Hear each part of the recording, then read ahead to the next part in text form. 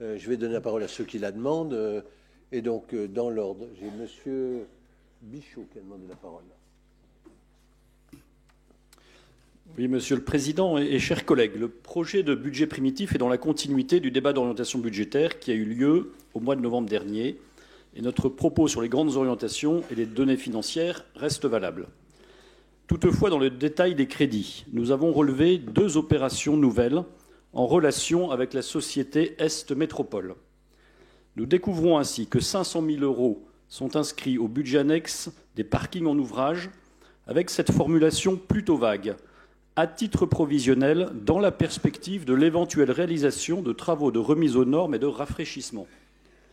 Le paragraphe suivant accentue encore le mystère. Au stade de la rédaction du présent rapport, il est toutefois précisé que les modalités de gestion du dit équipement, donc le parking Eudelet, ne sont pas encore déterminées, tout comme le rôle et l'usage qui lui seront affectés au regard des fonctions que ce dernier pourrait remplir dans une optique de diminution de l'usage de la voiture et de la place qu'elle occupe dans l'espace public.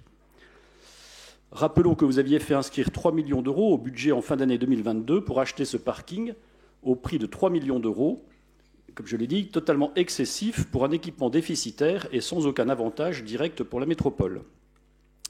Nous découvrons également que 520 000 € sont inscrits au budget principal 2024 pour acquérir auprès de la même SEM, Société Est Métropole, le parvis Eudelet, donc devant le siège de la métropole.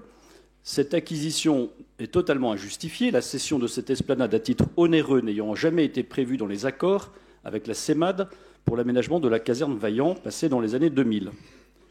En réalité, depuis septembre 2022, les opérations se succèdent pour aider financièrement la société Est Métropole. En septembre 2022, la ville de Dijon a délibéré pour acheter le parking aérien jouxtant le siège de Grand Dijon, pourtant mis à disposition gratuitement et sans limitation de durée, ainsi que pour réaliser à sa charge la finalisation des travaux de voirie et de réseau pour le compte de la métropole qui incombait pourtant à la SEM. De son côté, outre l'achat du parking Eudelet, la métropole a décidé soudainement, en juin 2023, de racheter à la SEM l'immeuble Atrium dans le quartier des Grésilles pour un montant de 2,4 millions d'euros, sans que cet investissement n'ait jamais été évoqué dans le schéma directeur des services. Au total, l'apport financier réalisé conjointement par la ville de Dijon et Dijon Métropole au bénéfice de la SEM s'élève, avec le budget primitif 2024 dont nous discutons ce soir, à 6,4 millions d'euros en quelques mois depuis septembre 2022.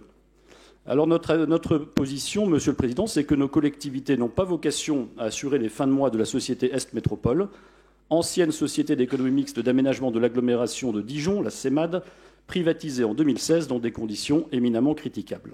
Merci pour votre attention.